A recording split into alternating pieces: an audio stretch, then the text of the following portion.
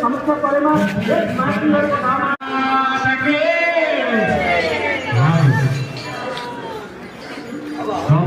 चालू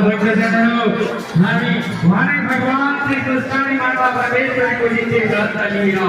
बाकी कठोर व्रत लिया नहीं बाकी कठोर श्राप करते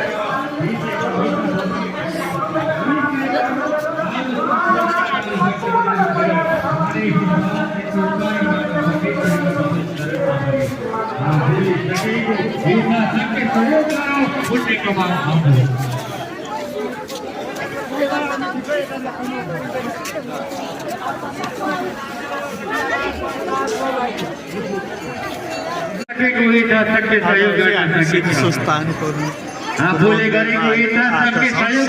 भगवान श्री कृष्ण माता परमेश्वरी को पूजा